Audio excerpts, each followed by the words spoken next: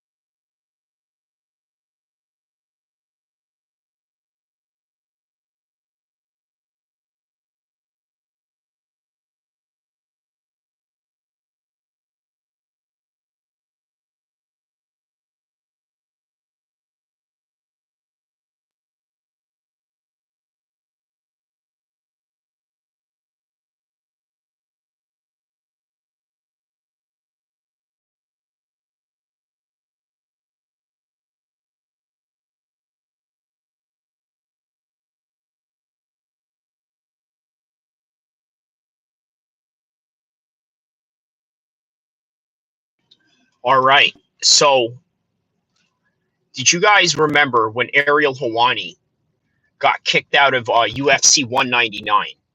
Do you know the backstory behind that? What was his reason of getting kicked out? Well, he announced the Mark Hunt and Brock Lesnar fight. This was when Brock Lesnar was very heavy in the WWE. You guys remember that? He was active in the WWE as this was.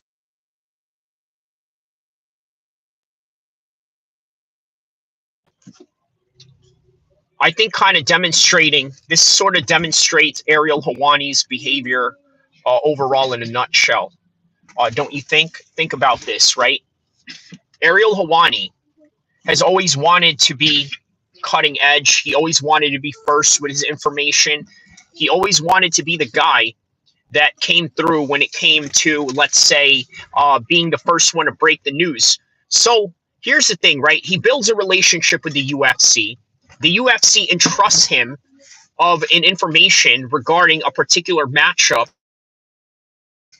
that they don't want anybody in the world to know, because they were planning on announcing it at UFC 200. So he did not want to reveal any information regarding that particular matter. Okay? He did not want to reveal any particular information.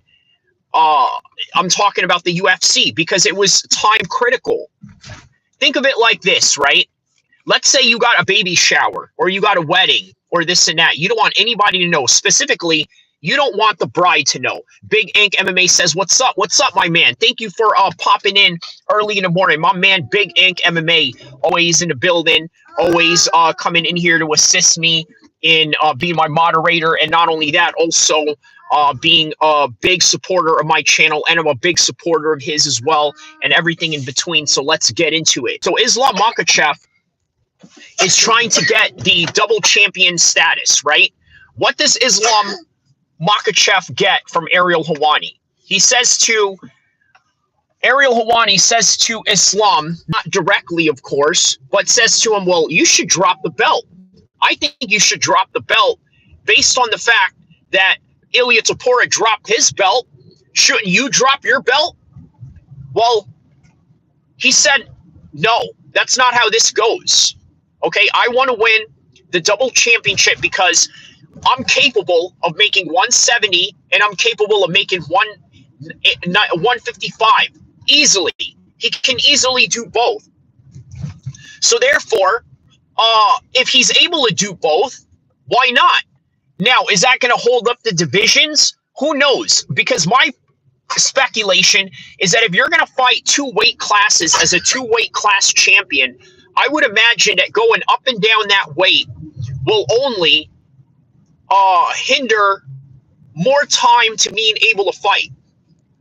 Do you guys remember Travis Fulton, right? The pedo that died the same night as Conor McGregor got beat by Dustin Poirier. He was a regional heavyweight who had like 300 some odd fights. His record was like 256 wins or 268 wins and 55 losses. So 320 some odd MMA fights in his whole career. You want to know why he was able to do that? He fought at heavyweight, and therefore he doesn't really have to cut strenuous weights the way that other lower weight classes do. So in other words, if Islam Makhachev is going to fight 155 and 170 as a champion, you better believe that his time is going to be extremely limited to the point where he's not going to be able to fight multiple times a year. I highly doubt that he will defend his title multiple times a year as a double champion. But let's not get ahead of ourselves because we have to get there first. We've seen what happened when Conor McGregor became double champion. He left the UFC to go box, come back, and fight Khabib for the linear 155 belt and was never the same ever since. That's not the case here. Everyone's case is different. Some people go out there and will defend one belt. Some people might, and we've never seen it, go defend two belts. But that remains to be seen. Now, what we do have going on with Islam Makhachev right now is that he is full of options. More than ever, because of Belal losing. Now, in between that, what does Ariel Helwani do? He goes and tries to create a wedge between him and Belal Muhammad. He says something to the effect yesterday. I don't believe this notion that they're friends or they're buddies. I don't believe it. How do you know, Ariel? How do you know that they're buddies or not? How do you know if these guys go out and have tea or coffee together? Obviously, most of you are going to say every time you show us a kind gesture to somebody, you say, well, hey, let me come offer you a beer or this and that. This is what white boys do. You know what I mean? Especially non-Muslim white boys. They offer each other beer. Well, us Muslim guys, we're going to offer you coffee. Hey, let's go have some coffee together. Of which we're doing right now. We're both having coffee right now as we are talking about MMA, and let's get right to this subject, right? Ariel Helwani, in my opinion, has inherent bias towards Muslims. And I know that a lot of people are going to say, no, Ariel Helwani calls it down the middle. Ariel Helwani is so respectful. Every time there are Muslim fighters that come to MMA fighting or MMA hour, they somehow say something to the effect of, oh, salam alaikum, brother, how are you?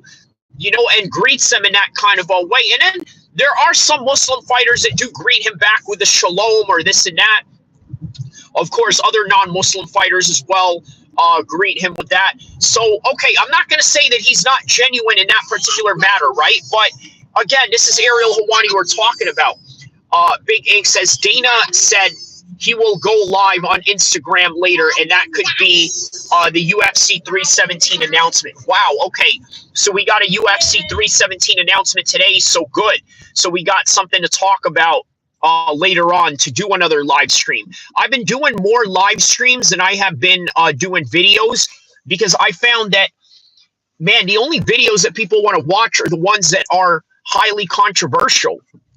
But if I do a live right here, people can just easily pop up and say, oh, you know what? Let's hear what this guy is talking about today. Well, if you are here, don't forget to like and subscribe because we're going to talk about Islam Makhachev going for a double championship status while also dealing with Ariel Helwani dividing Muslim fighters. And as you know, Ariel Helwani has a history, a very negative history at that, with Team Dominance MMA, and in particular, Ali Abdelaziz, right? Ali Abdelaziz has now prevented Ariel Helwani from interviewing all of his fighters. That includes Kelvin Gastelum.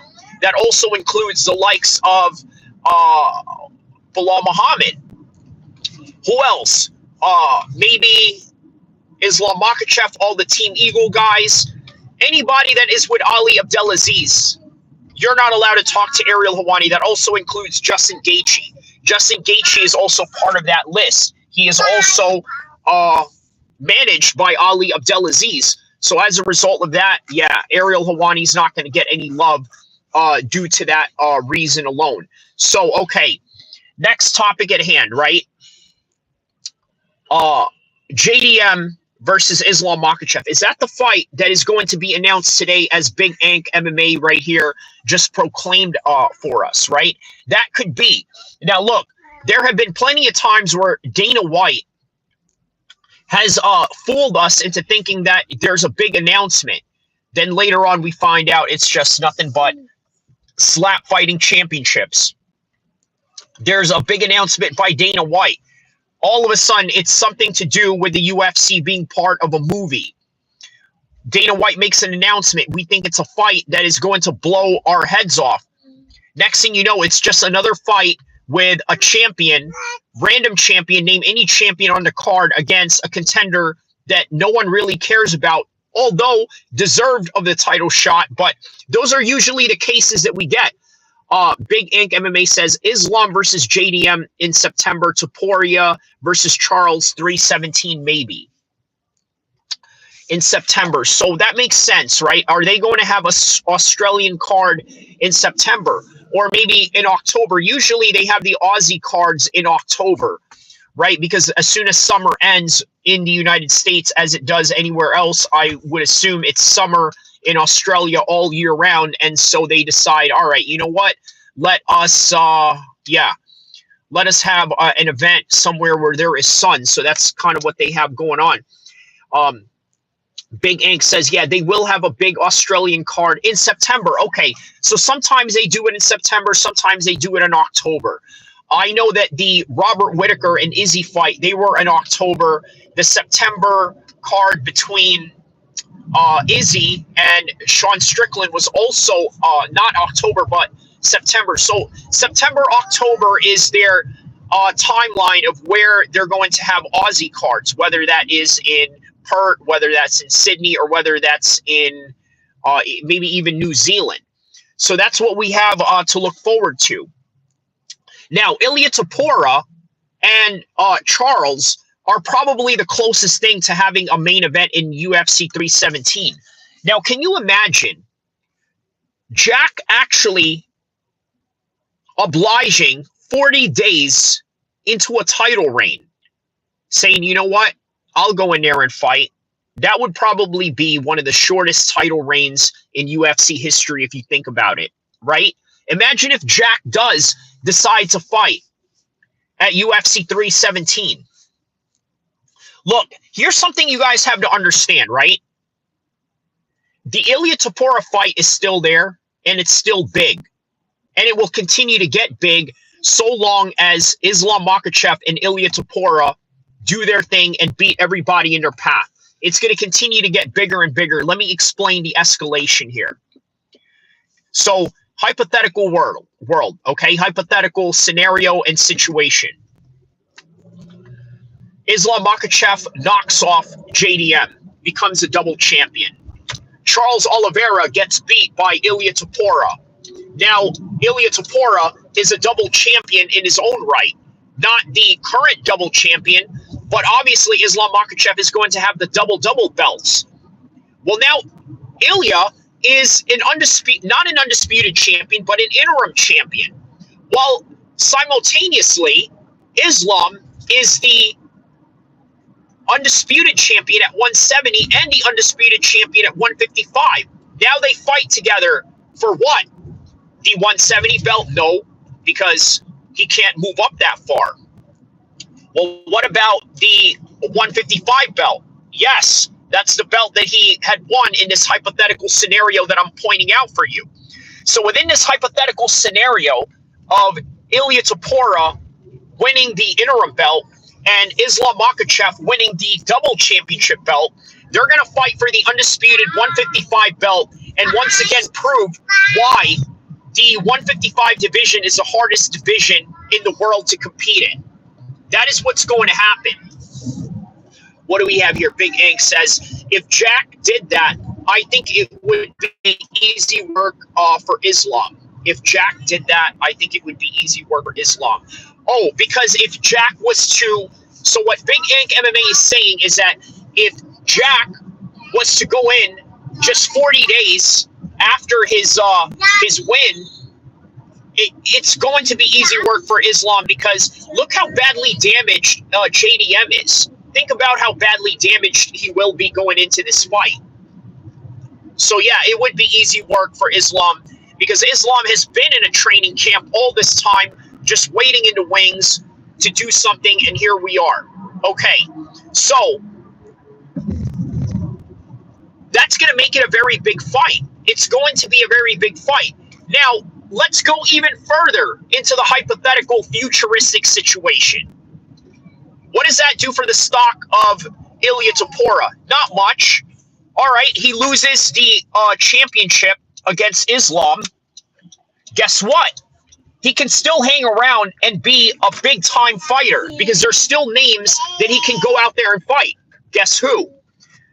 Paddy Pimblett. Did you guys forget that Paddy Pimblett is still in the wings of Ilia Topuria? Did you guys forget Mr. Hand Sanitizer? Mr. Hand Sanitizer, mate? He's not Ilia Topuria. He's Hand Sanitizer. Mr. Hand Sanitizer. You guys remember Mr. Hand Sanitizer?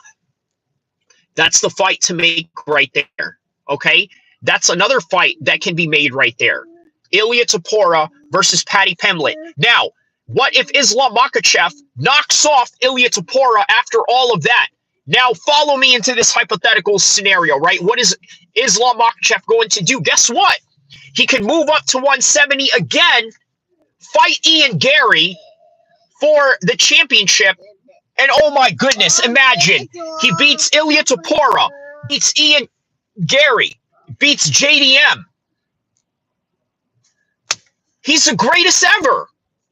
That's probably an even better record than John Jones. And also, not to mention, I mean, yeah, he did have that one loss against Martins. It was a long time ago, but John Jones never lost. So, once again, Islam and John Jones are still right up there in the upper echelons of things. Hold on just a second while I get gas, okay?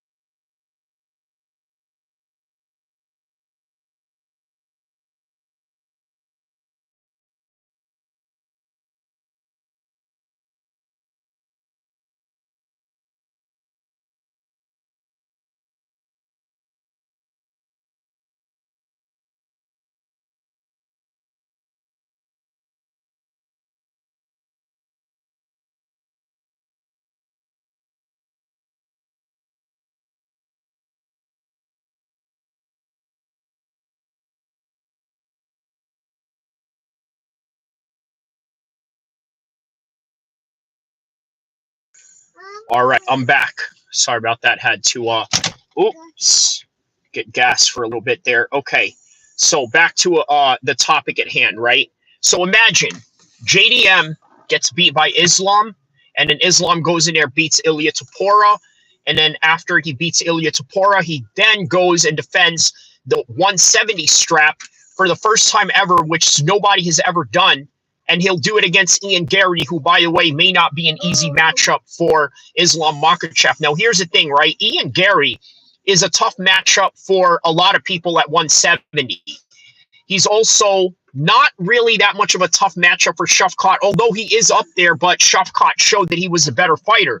Nonetheless, when it comes to Islam, come in a little bit shorter, a little bit smaller than the normal 170 fighters, especially with a 6'3" Ian Gary. It's going to be a very difficult fight for him against Ian Gary. Very difficult fight, but still attainable and still doable by his standards. He's still able to do it. He can still beat Ian Gary.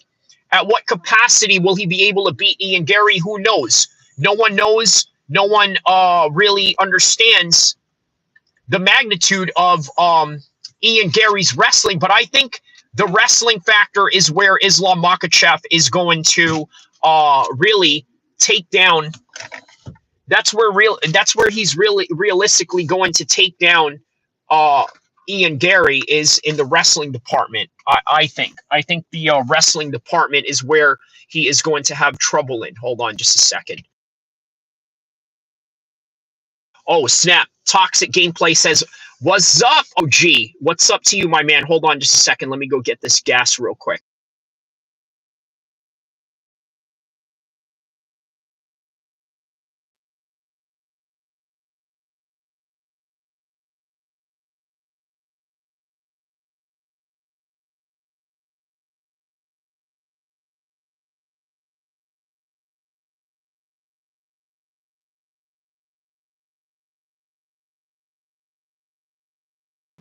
All right, so sorry about that. Back at it. Sorry about that, guys. So, yeah, you guys have to expect that I'm going to be doing a lot of pauses in the live stream because, well, let's just put it like this, right?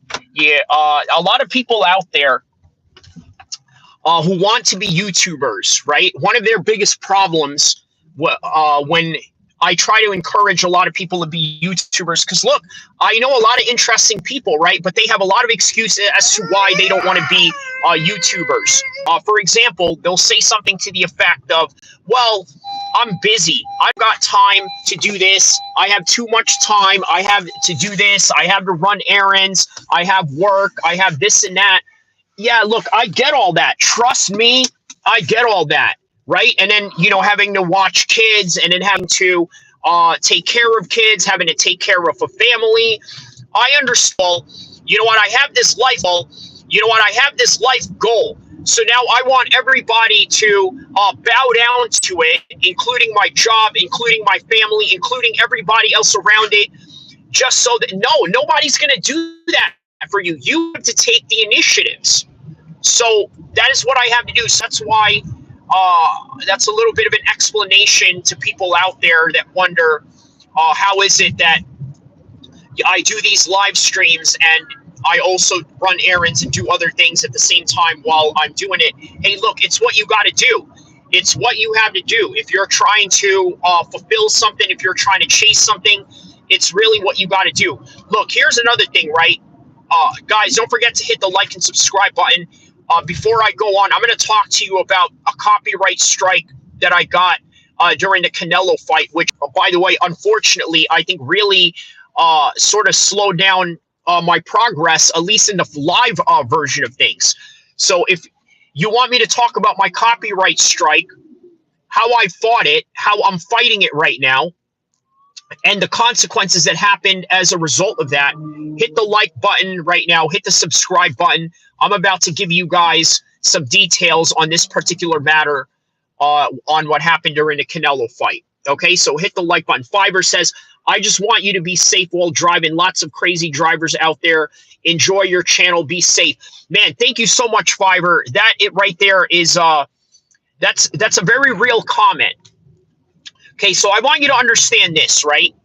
Uh, I've driven in different parts of the world. Obviously, I'm a California driver. Yes, I know there are a lot of crazy drivers in California.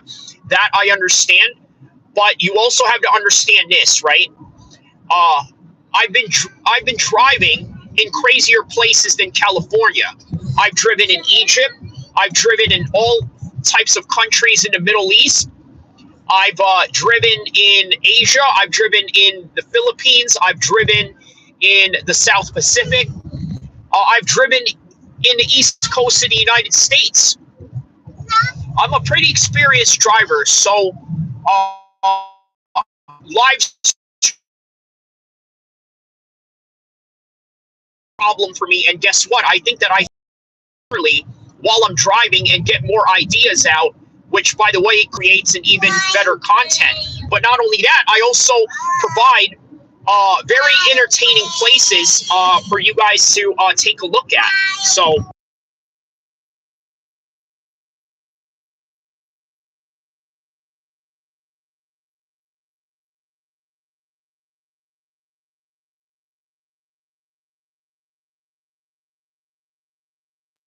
So you see, yeah, let me read this comment right here. That's awesome, man. You've been all over the world. Yeah, yeah. And you know what? I show it in I mean, look at the live stream that I did for UFC 315, right, on the intro. It kind of shows you different places in the world that I've been at and for different reasons why I've been in those places.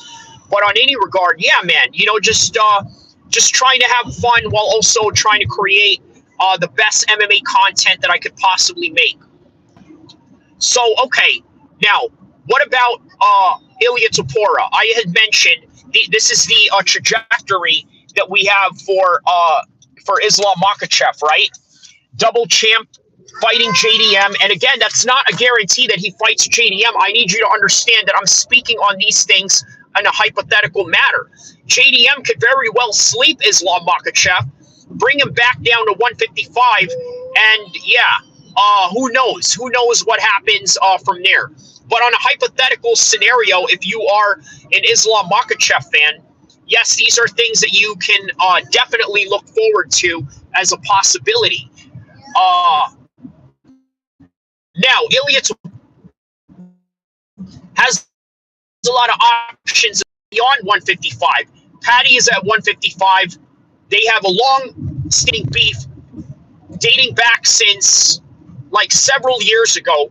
We're talking like Twitter beef. Now they've seen each other live a couple of years ago at a London show, and now all of a sudden they get into a fight at a hotel, start throwing hand sanitizers at each other, and then here we are, years later, with an improved Paddy Pimblett becoming a top contender at 155, slowly moving up the ranks. And then here's Ilia Topuria, who rose up the ranks way quicker than anybody in the UFC's 145 division, now possibly moving up to 155. Toxic Gameplay says, my man Kyrie, like Hannah Montana, got the best of both worlds. Can pull Filipina and Middle Eastern, especially. Oh, wow. Okay. That's awesome, my man. That's what's up, man.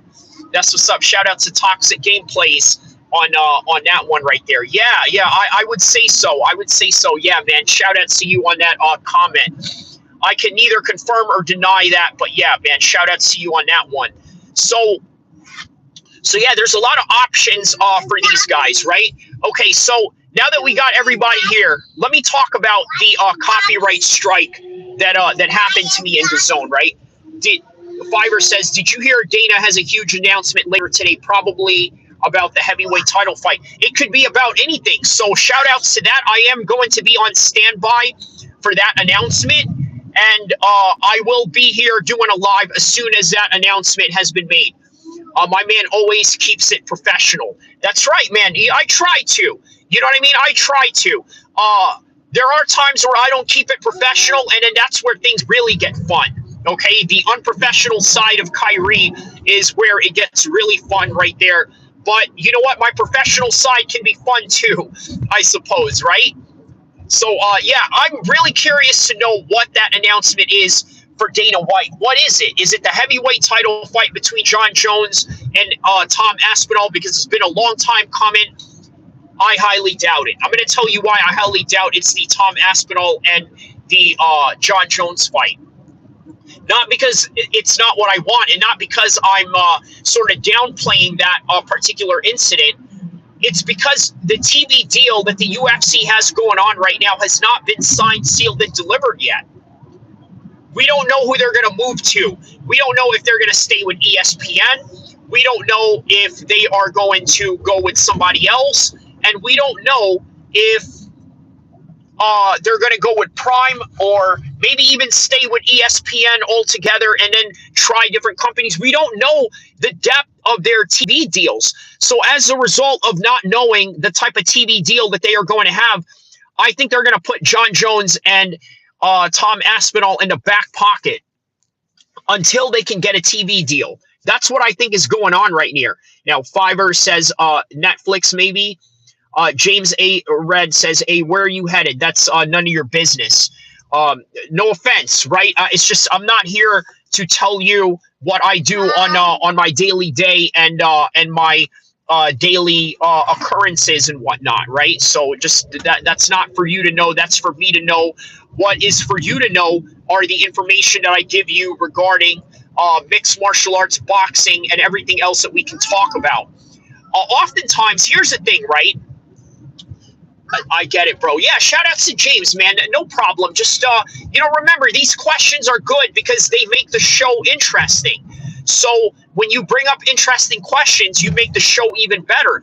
Even if I have nobody in here in the chat or nobody that's watching, I can still come up with things to talk about. But if you guys are here and you want to talk about things, hey, it's no problem. I can create conversations out of that. So let me just address James on that right there, right? Not specifically James, but just YouTubers in general. YouTubers often disclose so much information about their lives. I think this is very, very detrimental to your mental health. I'm going to give you an example. I got a homie. I don't want to mention his name. He's a rapper, pretty well-known rapper in the East Coast. Okay, so that kind of eliminates a lot of the other rappers that I know in the West Coast, right? But this East Coast rapper homie of mine, he's the type of guy that goes out there and, he discloses a lot of his information, right? He gets into it with his baby mama. He goes in and discloses his information. He gets into it with his family. He discloses information. Specifically, the one information that I really get annoyed that he shares because it makes him look bad, and not only that, it gives his enemies an opportunity to go at him, is that he constantly talks about his relationship problems. And I have a serious problem with this. I tell him, I was like, hey, bro, listen, look, behind the scenes, I tell him, dude, you can't be doing that. You can't be doing that. But you know what he said to me, right? From a YouTuber to artist perspective, he said to me, you want to know why I tell people this? I said, all right, tell me why. Tell me why, brother. Why do you tell people this? My rapper homie. He says, you ever seen 8 Mile with Eminem? What did Eminem do?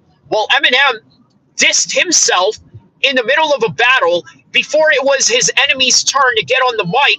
His enemy had nothing to say because he already said everything for him. So I was like, kind of thinking about it, was like, wow, you know what? That is right. That is correct. Come to think of it, that's kind of a brilliant idea, which I never thought about. I'm like, wow, man, I never came to me. That never came to me.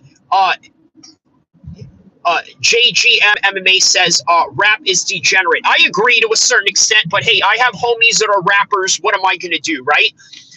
And the fact that they are a degenerate lifestyle, I think really encourages a lot of them to speak on a lot of the degenerate subjects that they get into. Toxic Gameplay says, whatever you put into the world becomes the world's property. Correct. That is correct, Toxic Gameplays. That is why I try to value my privacy as much as I can. James Reed says, at least it's a day in your place, it's night in mine. All right, shout outs to James, man. What part of the world are you from, James? Let me know what part of the world you are from that is night. I am assuming maybe England, maybe somewhere in the UK or something to that extent. But in any regard, yeah, man, let me know what part of the world you are at. So,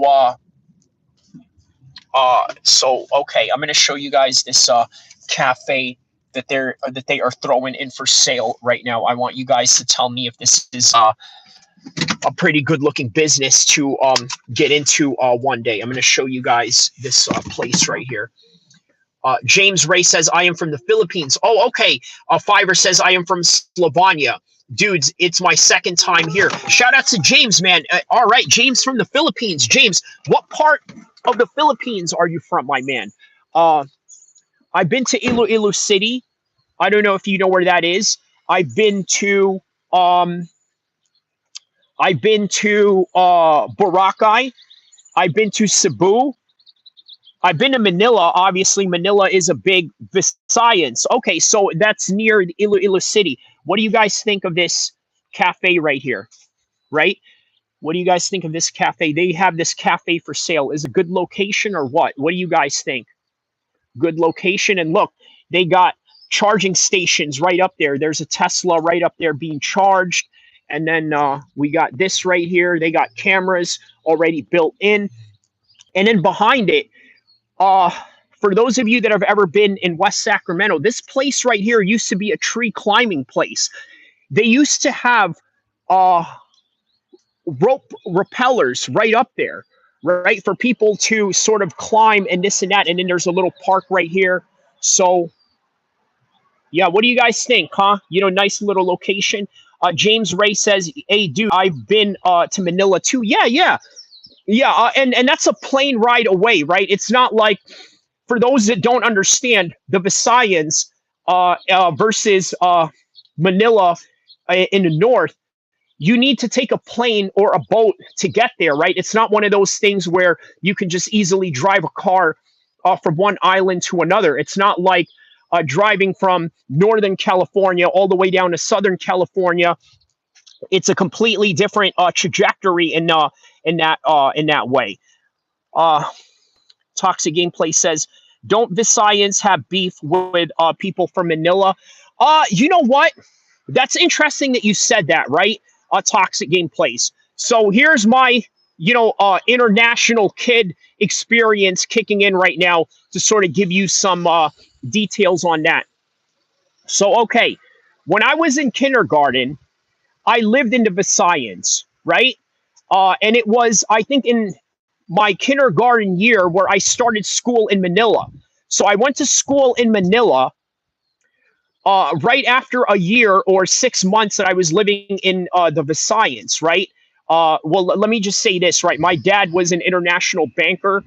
Okay, he worked for the banks in Libya, worked for Saudi Arabia, worked for different Arab governments and different bank sectors in the Middle East. So I got to travel a lot as a result of that. So I will say that people who are in the Visayans, every time they're up in Manila, they often don't speak their the native tongue, but rather try to speak Tagalog because they don't want to be discriminated against.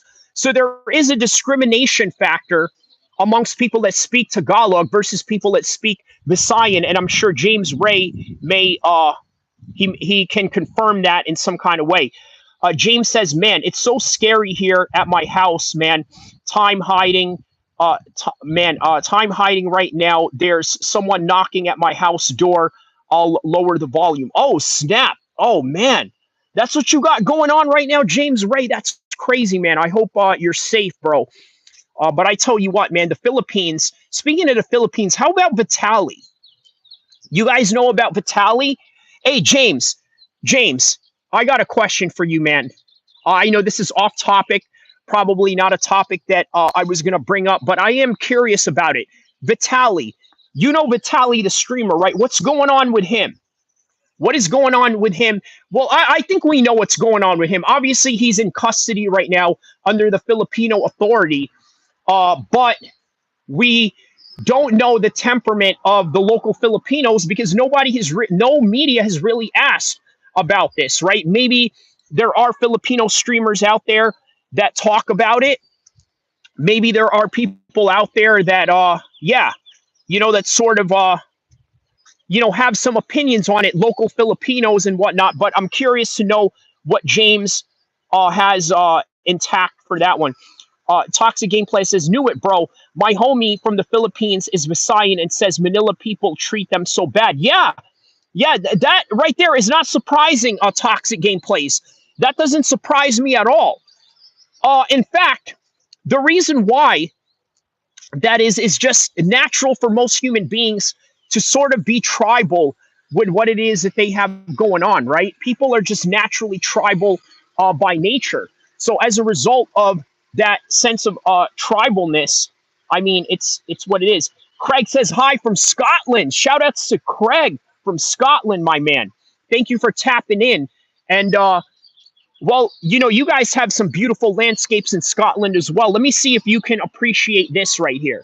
These big trees that we got right here. This used to be a tree climbing area right here, right? And then there's this cafe right here that they have for sale that, who knows? Maybe something I will look to acquire, but one never knows. But yeah, look at this. This is a tree climbing place right here, or used to be. They shut it down for whatever reason. I think they just didn't have the money to run it. But who knows? Maybe it is something that I may try to do. So nice little forest area right here, and right behind it, obviously, are some suburban houses. Dude, seriously, it's scary, man. I'm alone sleeping here at my house, but I'm not actually alone. There's someone I'm with, but sleeps upstairs. I sleep downstairs. James Ray says it's still knocking, bro.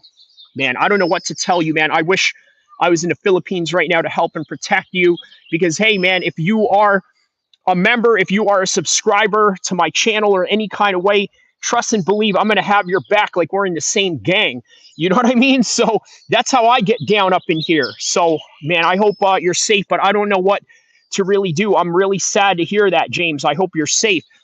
Craig says, beautiful. It's fantastic weather over here at the minute. No rain. It's great. Yeah, I mean, shout out to you on that. You know, well, look at this.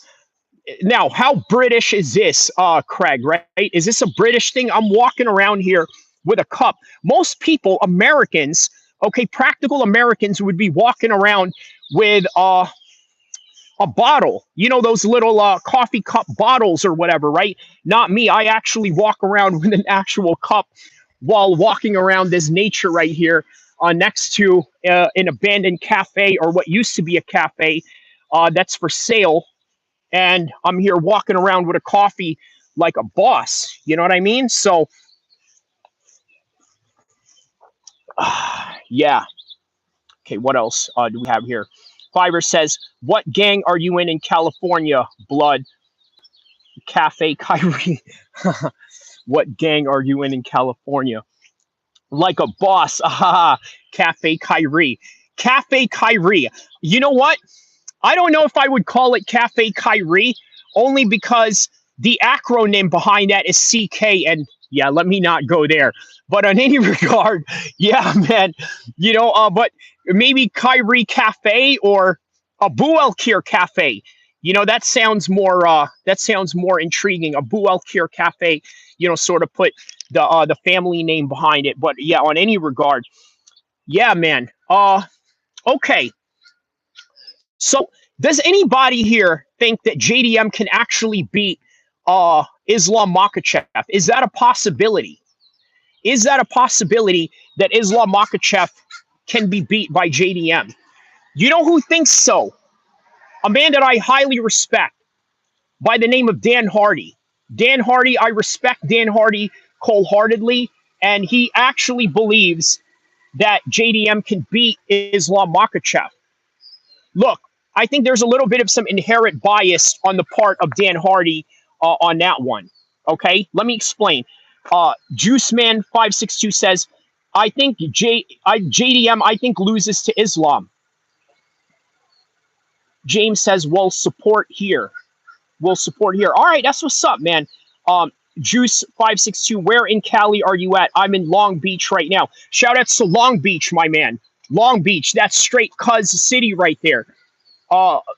Juice Man, do you know the rapper Stupid Young? You know the Asian Boy Crips, all of that, Rolling 20s, all those guys. Those are all my guys in Long Beach. So shout outs to Long Beach.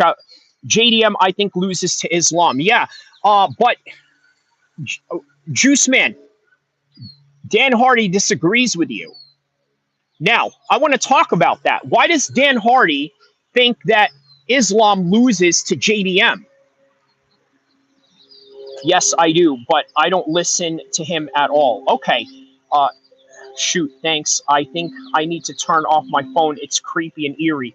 Yeah, man, I'm so sorry to hear that, James. You know, that's some of the craziest thing that I've ever heard in my chat, right? I've never had anybody in a chat. I don't think any YouTuber has. Maybe they have, and it's just not in our genre or niche, but I've never seen a YouTuber get told by somebody in a chat that they're being home invaded while during a live stream. I tell you what, if I get home invaded during a live stream, you guys better believe that I'm going to be recording that and I'm going to be showing everybody as it's happening, and you're probably going to get a fight scene out of me as a result of that. Who knows? Maybe you'll get a little bang, bang scene out of me out of that, right? Pull the thing out on them. You know what I mean? But yeah, on any regard, James says, shoot, I think, yeah, he said that. Okay, yes, I do, but I don't listen to them at all. Okay, yeah, he's one of my favorite rappers, I'll say. I like a lot of SoCal rappers. I like Stupid Young. I like Compton uh, TG. I think Compton TG is locked up right now due to an armed robbery. I like Compton AV. I like Compton 80 as well. I like who else do I like in Southern California? Pac-Man, obviously, from that same camp, Pac-Man, and then there's Nipsey Hussle. Then there's the Game. I've always liked the Game since 2005, so on and so forth. Toxic Gameplay says Kyrie about to show that every Marine is a rifleman first. There you go. That's what it is, man. That's what it is. A rifleman or a shooter in any kind of degree, right? That's what they say, right? Every Marine is a rifleman. Now, you know what? That's an interesting comment or an interesting moniker that they have in the Marine Corps, right? Where they say that every Marine is a rifleman. In a way, they are right. Because look, here's the thing. Not every job in the Marine Corps is action packed. Not every job is like recon or infantry or anything that deals with grunt work, right? There's often a lot of admin work. There's a lot of mechanical work. There's also a lot of work that deals with, let's say, even public relations. Well, okay, let's say you're in a military base and you're getting shot at. Guess what? You have to be a rifleman, even if you're a cook. So that's why I kind of like that phrase where they say that every Marine is a rifleman. That's an interesting one. Juiceman562 says, how do you know about Long Beach? Are you in LA area? So let me tell you where I'm from, right? The first neighborhood that I sort of attached myself to when I came to California was 8th Street in Stockton. And if you know anything about 8th Street in Stockton, they are heavily affiliated with a lot of people from Long Beach. Okay, I'll just leave it at that, right? So, yeah, I'll leave it at that. All the Crip gang stuff is ridiculous. Arrogant music and toxic planters for the young mind. You know what, Juice Man? I agree. I agree with you on that, right? Look, I have a bit of a cognitive dissonance on that particular topic, Juice Man 562, because although I agree with you, there's also a part of me that likes it, that likes the music. Not only that, look, I'll be honest with you, right?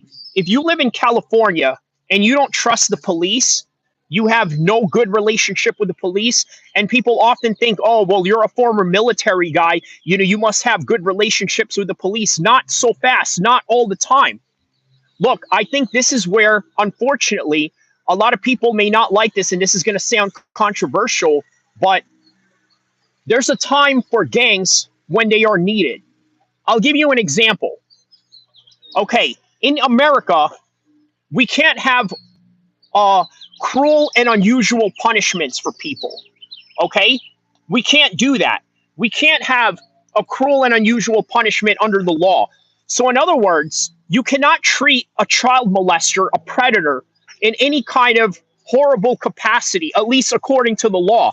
Now, you and I know, as two red-blooded males or blue-blooded males, or however you want to, term the phrase, guys like that don't have any mercy for child molesters. But unfortunately, the one flaw that we have in our American system, in our American law, for as perfect as it is in comparison to other laws in around the world, that one flaw is the cruel and unusual punishment that you cannot exhibit towards a criminal. And I understand you can't do that to drug dealers. I understand you can't do that to people that are accused of killing someone or maybe even killing an innocent person. But you got to do something harsh to child molesters. And guess what? Gangs are the countermeasure of that. Always remember that. Always remember what the police cannot do in terms of protecting the wider public. That's where gangs come in.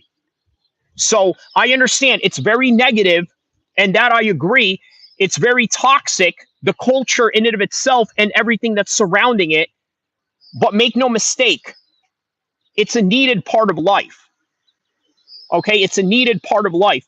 Just like what Denzel said in Training Day, let the animals wipe each other out, right? Let the animals wipe each other out. Juice Man says Stockton. Juice Man 562 says let's go. Hit the like button.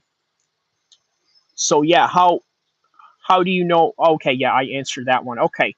So yeah, I hope that that answers your question right there. But yeah, I like this, man. You know, we're getting into all different subjects of different things, and that's sort of what I like to bring up in my channel. But back to the MMA topic at hand. Uh, JDM versus Islam Makhachev. When will this fight happen? Probably not soon enough, right? Obviously, JDM just came off of a fight. It's unrealistic that he's going to turn around for UFC 317. Today, we got Dana White claiming that he has an announcement later on today. What exactly will that announcement be? We don't know. We are going to find out. And when we do find out, I will be here for the live. And not only will I be here for the live, we will talk about it, we will break it down, and we will see what is what when it comes to that particular subject matter at hand. So,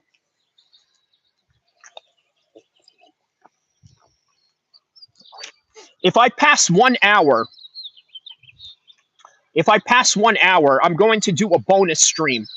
So what we're going to do from now till the top of the hour, because we're 52 minutes in, what we're going to do for the next 8 minutes is that we're going to discuss MMA. We're going to discuss Islam Makhachev. We're going to discuss the importance of his career and taking a loss very early on. We're going to talk about that. And then when it gets past 1 hour, we're going to go into a bonus stream. Okay? We're going to go into a bonus stream of just random topics at hand that we're going to talk about. All right? So there you go. That's the first coffee of the day finished. All right. So let's get to it.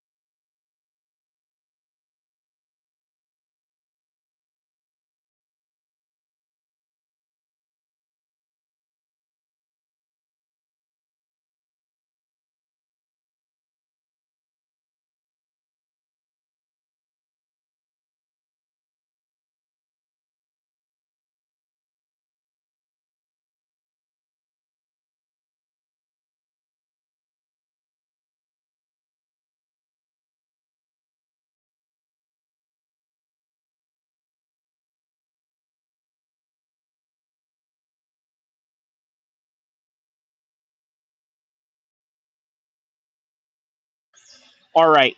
So, as I promised, for the next 6 minutes, I'm going to talk about the importance of Islam Makhachev's career because the highly debated subject of this particular matter sort of falls into the category of wins and losses. So, oftentimes they're comparing John Jones to Islam Makhachev right now, rightfully so. They are the two best fighters in the heavyweight, in UFC's organization right now. The two best, okay? So rightfully so, they should be compared. James Ray says, dude, I'm back. The man that was frightened, dude, I'm back. I'm back, man. That was a fright, dude. I'm shaking right now. Oh, wow. Okay, sorry to hear that, James. I hope everything is okay. Okay, so back to Islam Makhachev and John Jones, right? Now, John Jones is undefeated, has never lost. That is if you want to consider the Matt Hamill loss. You want to know what I think about that? I think if there was any man in this world that was going to beat John Jones, first of all, it would be out of default technicality, which it is, and it would be a man who has a disability that can somehow inspire others. James Ray says, I recorded the video, but I only saw it on camera and my phone sucks. Inaudible has a bunch of emojis. Shout outs to Inaudible on that one. Fresh Melon Juice says, will Islam get more fatigued in the later rounds in a new division or not? I think not. I think that he's going to have a better cardio as a result of that. So yeah, Matt Hamill, he's deaf. He beat John Jones. He's the best guy to beat John Jones because it's going to inspire everybody. Okay? So that's the only loss that John Jones had in his career, and it's not really a loss. But it is a win that Matt Hamill can take and say, hey, you know what? This is what I have going on in my life and in my future right now. And as a result, well, this is something that we can inspire other kids that have the same disability. Islam Makhachev, he loses to Martins. Never really avenged that loss in the way that George St. Pierre did, in the way that Lennox Lewis did. But that one loss propelled his career into the perfection that he's at today. And as a result, what we see out of Islam Makhachev is a real killer that can finish anybody, that can beat anybody at any time. So I think there is an importance in terms of his career trajectory and how it can be looked at as a potential inspiration for others in the future. So let's never mistake in that, right? There is a good examples that you can take out of Islam Makhachev's career, even with the losses that Islam Makhachev has suffered. Now, John Jones, right now, today is an announcement of Dana White live on Instagram. Okay, we don't know exactly what that announcement is going to be. We don't know. What we do know is that Charles Oliveira and Ilia Topuria have been waiting to fight. Islam is not going to drop the belt, so it's going to be for an interim title. And then in the future, there's still a chance that Islam goes and fights Ilia Topuria. That is, if both of these guys continue to beat everybody in their ranks. So James Ray says, you know, dude, your channel is great. And you're the first live streamer who mentioned me, my man. Am I really? Well, I tell you what, man, I'm glad that you're here because, listen, most streamers, I mean, you have to understand, I'm a small-time streamer right now, right? So yesterday I got 800 subscribers now, right? I'm on the road to 1,000.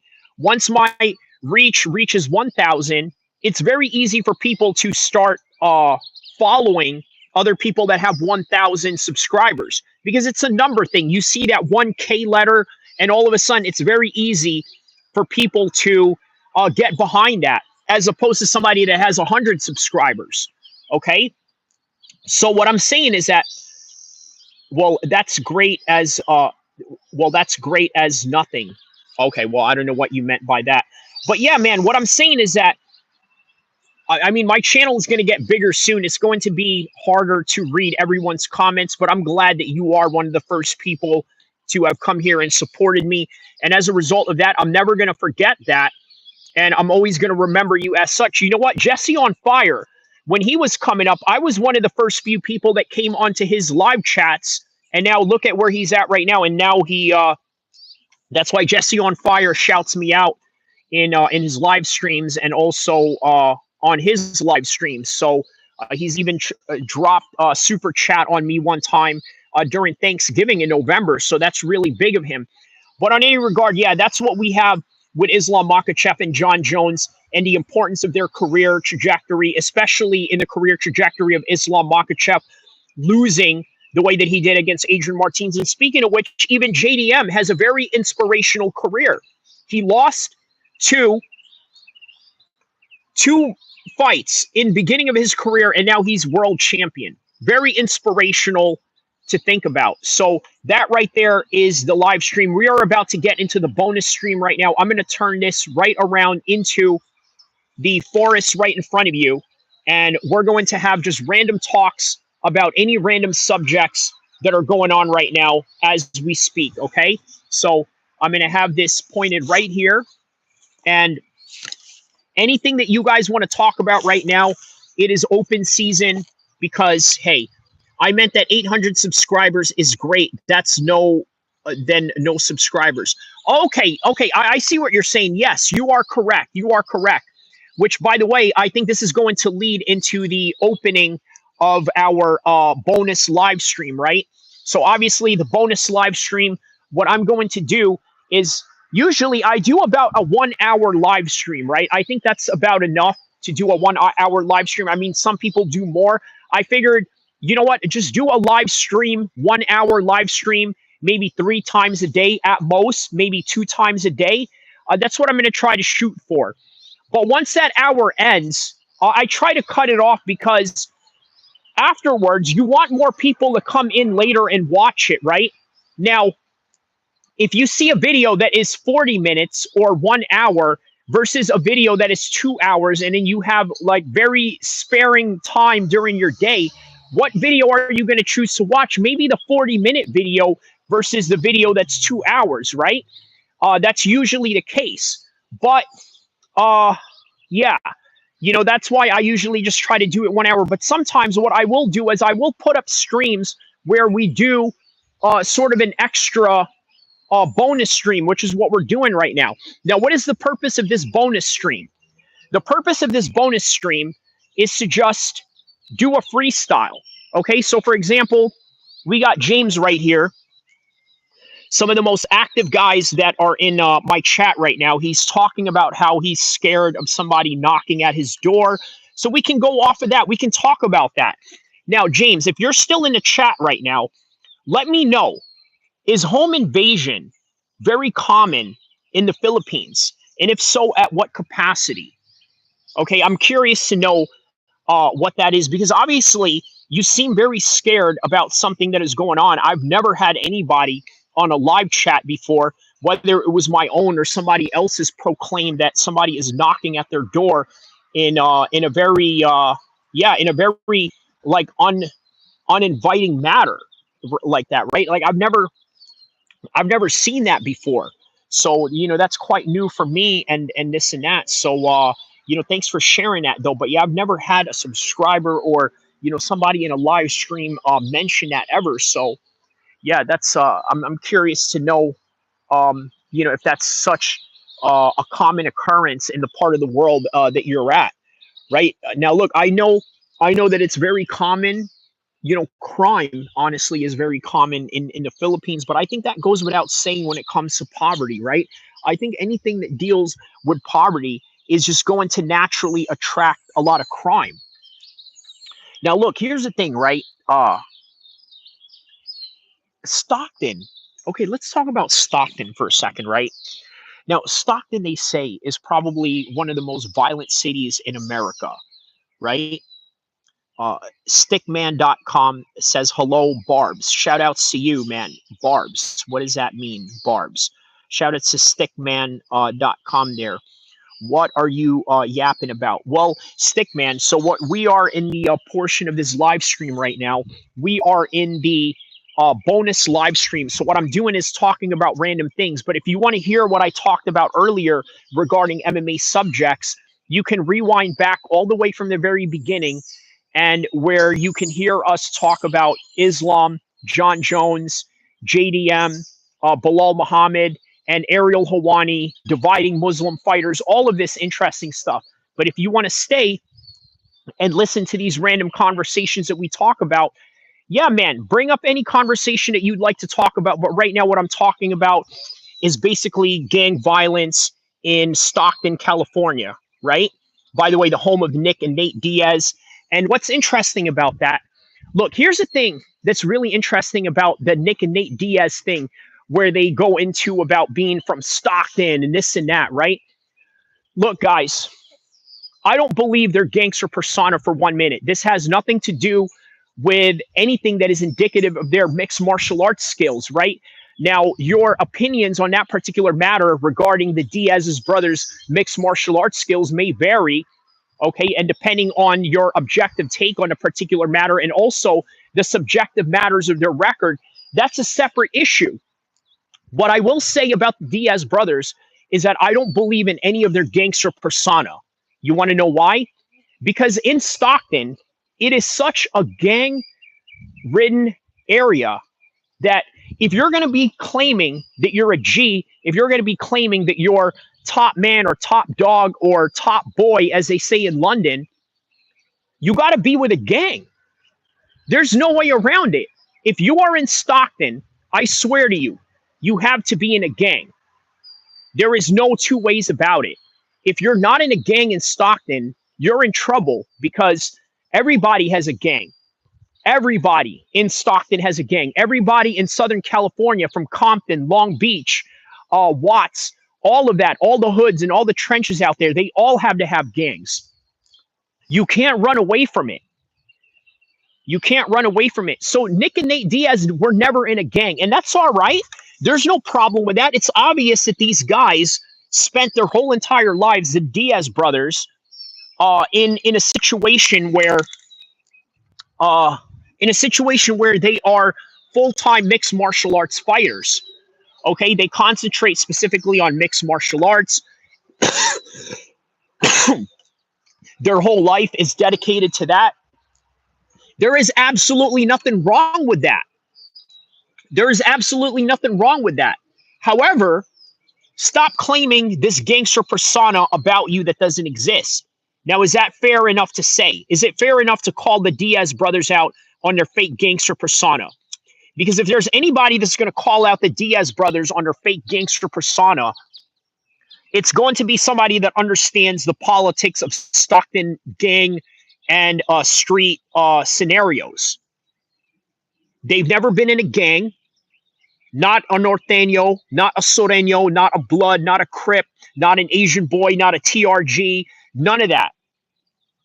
They were not in any gangs. In fact, growing up, the Diaz brothers got punked by Asian gangs. Oh, yeah. Oh, yeah, man. Hit the like button if you guys want to hear how the Diaz brothers got punked by some Asian gangs in Stockton growing up. You guys, man, let me tell you. This is a fact, by the way. I'm not making this up because even Nate Diaz, or Nick Diaz, rather, the older brother, has proclaimed this. Okay? Nick Diaz has proclaimed that he's had a gun pulled on him by some Asian gangs before in Stockton. This is a reality. Okay? And what did he do? Well, he didn't do anything about it. I mean, look, he could have joined a Mexican gang. Obviously, there's Norteños there that are not exactly friendly with some Asian gangs, although there are Asian gangs out there, specifically the Asian boys, that are close with the Norteños, but just not in Stockton. And in some parts, yeah, they are cool, and in some parts they're not, but not every Norteño is a friend of each other. So understand this, right? The Diaz brothers could have joined a Mexican gang to counteract these Asians that have pulled a gun on him, as so he claimed in the interview. I'm not the one snitching and telling you this. This is something that he proclaimed in a video not too long ago, or maybe around 2010, 2011-ish. So, yeah, that's what it is. James Ray says, damn, that environment is great. Reminds me of something. What does it remind you of? Does it remind you of a forest or this and that? Or, this is a place where they had, people climbing trees and whatnot, so, James, tell me, James, have you ever been to Iloilo City? And if so, let me know what that place looks like now. So let me know in the comment section below, guys. Right now, you are tuned in to the bonus stream. I usually do about a 1 hour stream, but right now you are tuned into the bonus stream where we can talk about just about anything random, freestyle. This is the freestyle round that we are doing right now. So if you have anything that you would like to talk about, let's do it right now while we enjoy this beautiful scenery right in front of us right now. So, yes. Well, sorry, man. I haven't. Well, sorry, man. I haven't, but I'll search for stuff related to Iloilo City. No, that's.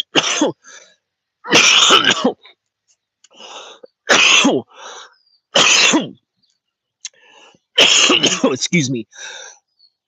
No, James, that's no problem, my man. That's no problem. I was just curious to see if you've been to Iloilo City before and what sort of experiences you've had in that particular matter. Just curious to know what your experience might have been like in that city. But yeah, I will say this, right? When I went to Iloilo City, I noticed that one of the biggest things that a lot of people like to do when it's really hot outside is they like to walk around in the malls.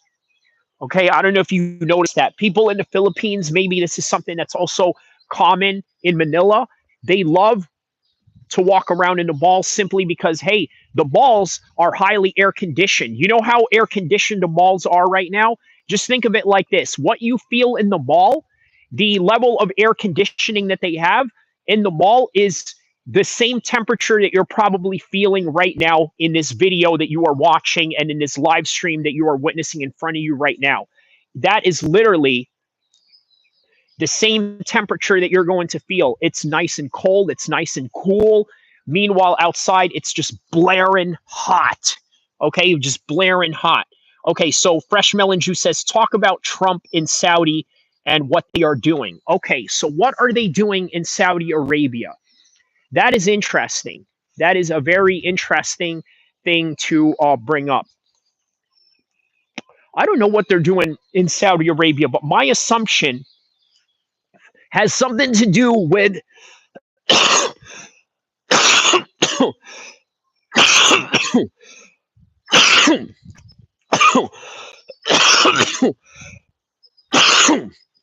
okay, so excuse me. It's a little exclusive that you get in the bonus round here. Okay, it has something to do with Ukraine. It has something to do with Russia. And then it also has something to do with Pakistan and India. Because Saudi Arabia is very much heavily involved in all those four countries. They're involved with Russia because here's the thing, right? Saudi Arabia, they buy American guns, but they also buy Russian guns. So what do they do with the Russian guns? What the Russians do, I'm sorry, what the Saudis do with the Russian guns, they take those guns, okay, AK-47s, which are the primary type of gun usage for the Russians. Now they have an alpha modified version of an AK, blacked out, a little bit more of a modern version of the AK, but still uses the same 7.62 rounds in their chamber, right? Very similar, however, very different. Okay, jams less and this and that. But the old school AK, guess what the Saudis do with those AKs? They send them out to their proxies around the world. So, in other words, if there's, let's say, a Sunni rebel that is in Syria, which, by the way, they've openly funded in the past during the 2012 conflict, okay, they give it to them. They give it to their proxies. They give it to their side organizations that deal with that particular trajectory. Now, what do they do with the American weapons? Well, they obviously strap up their local Saudi forces with those American weapons. That's why you often see that the Saudis have very much similar equipment than that of the United States. So they're tied in with Russia and the United States in the weapons arms deal. Okay, and even Trump, during his first term, he even joked around with Mohammed bin Salman, saying something to the effect of, well, you know what? We charged you this much, man. That was peanuts to you guys. We should have charged you more. Look, and here's another thing about the Saudis. They know how to deal with somebody like Trump. Did you know that? They know how to deal with somebody like Trump. You want to know why? They know how to deal with somebody like Trump because Trump is a very arrogant man, and the Saudis have a lot of Donald Trumps in their region. There's a lot of guys like Donald Trump in Saudi Arabia, rich guys that throw their money and their wealth around. They got supermodel girlfriends. They got all types of Bugattis and all of this and that, right? Like mansions upon mansions, businesses upon businesses. So the Saudis know how to deal with a man like that. Now, with Ukraine, why are they affiliated with Ukraine? Because Ukraine has relationships with top Western countries, and that in particular is going to be Ukraine. You can also throw Israel into that mix. So there's that. Also, what about India and Pakistan? Obviously, they're not too far from each other. Let me just say this: the Saudis use a lot of Indians for cheap labor in Saudi Arabia, and the Indians sort of oblige with it, right? Even with the mistreatment, even with low pay, very similar to certain immigrant groups here in the United States. So there's that. But they also have a military relationship with Pakistan. That right there can't be underestimated. Now, does that mean that they are against India in any kind of way? No, of course not. But they have to play diplomatic relations. Right now, Saudi Arabia is the United States of the Middle East. And Qatar, I'm going to say, is like the Switzerland. They try to be neutral with everybody. If you even notice, Switzerland had relationships with Nazi Germany in World War II. Now, very similar to this end, Qatar has relationships with the Taliban. If you could imagine that. All right, let's read the chats on this one right here. So, okay, now that was the response to Fresh Melon Juice talking about Trump and Saudi Arabia. James Ray says, by the way, the forest reminds me of, well, you may not know this, but here in the Visayas region, here on eastern Samar. Okay, it was 2024 September. We were there for a 4-day national scouting jamboree. Okay, so kind of like a Boy Scout thing, I'm assuming, right? James Ray says, someday I'll live stream like yours. Inshallah, my man. Inshallah. I hope that I do inspire you to do the same thing, and I hope that you are successful at it in those future endeavors. Dingleberry says, have you seen that Dana White is announcing the fights later today? Yeah, Dingleberry, yeah, absolutely. He definitely has a few people in the chat have told me early on, but yes, that is an absolute reality. So yes, absolutely. Yeah, I'm actually going to cover that later on. I will do a second live stream later on.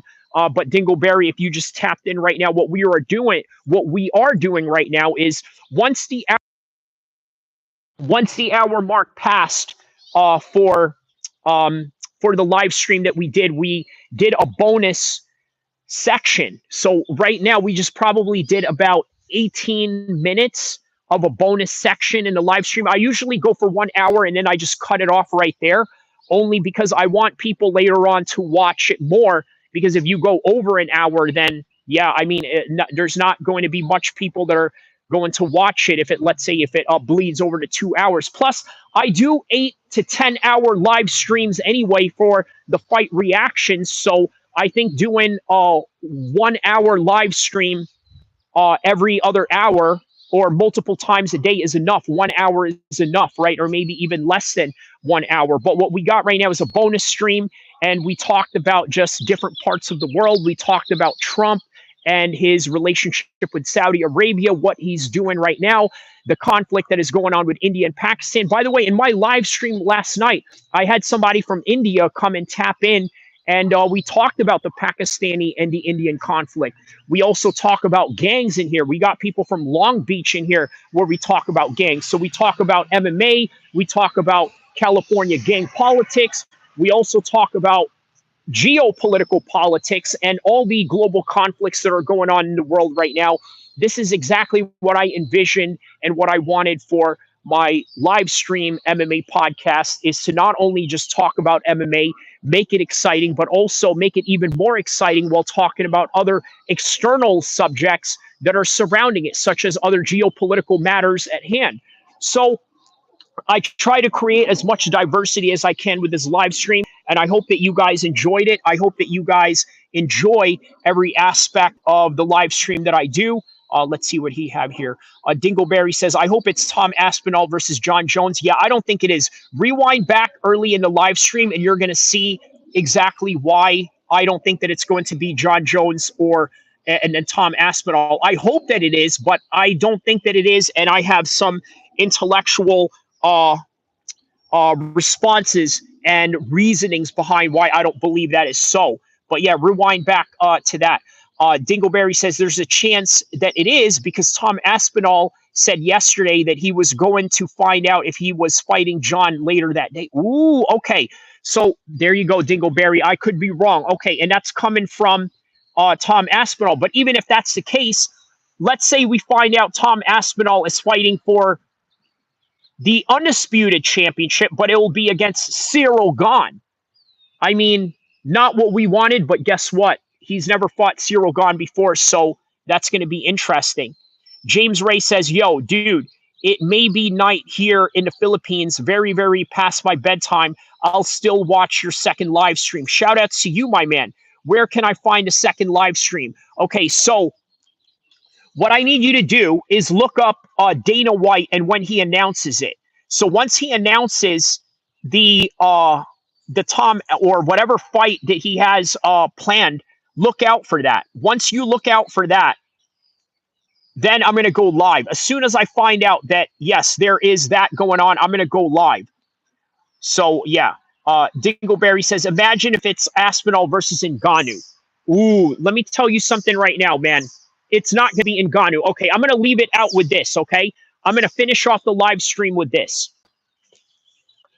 It's not going to be Ngannou because Ngannou is facing some serious trouble in Cameroon right now. Now, are they going to prosecute him? My speculation is no, because he's a big star in Cameroon. And let's just be honest, it's one of those countries where they let big stars get away with anything, and Francis Ngannou included.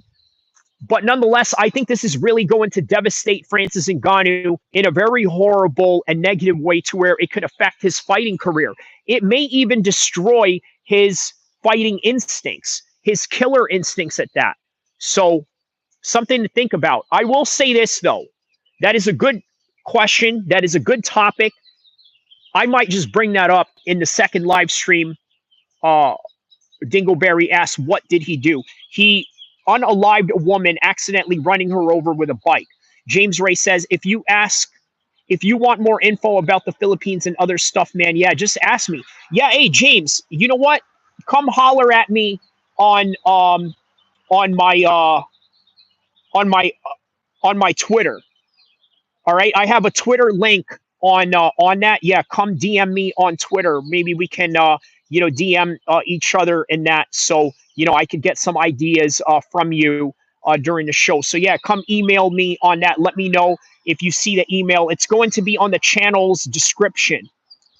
Okay, it's going to be on the channel's description. Come email me, or I'm sorry, DM me, and we'll talk. But on any regard, guys, that is all that I have for you on this one. Other comms app? I don't understand what you mean by that. Other comms app. What does that mean? Yeah, let me know what you mean by other comms app. Or other communication. Well, I don't know. I mean, it depends what you have. If you have, Twitter, do you have Twitter? Do you have Facebook? If you want to holler at me on Facebook, it is Kyrie Khalaf. So it's the same first name. The last name is Khalaf. So Khalaf, come holler at me there. Yeah, I have Facebook. So I will post my what do you call it? My Twitter. Actually, it is posted. Sorry, the Twitter is there. But yeah, Facebook. Holler at me on Facebook. And let me know if I can find you on the same name. Is this the same name I could find you on Facebook? And if it is, then yeah, I'll come holler at you, on that particular subject.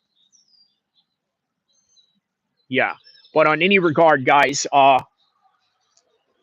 going to leave this one off right now. Leave some of the final comments below just right before I go. And yeah, we will sign off from here. All your final. Yes, that is correct. Yes, correct spelling. Yes. Same first name. Yes. I'm going to just take that out for safety reasons. But yeah, yes, holler at me on that on FB, my man. So, all right, a few more minutes. We'll talk about other things. A few more minutes. So, yeah, people are saying it's going to be John Jones and Tom Aspinall. Very man, I hope so. I hope that is what it is. But the reason why I don't think that it is because, man, how do I say this?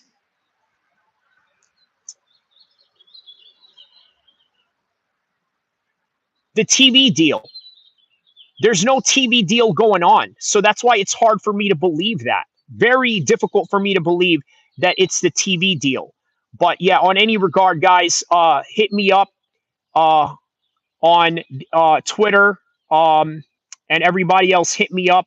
I will have my emails up. If you guys have any questions regarding anything on the show, I will see you on the next one. Don't forget to like and subscribe. Inshallah.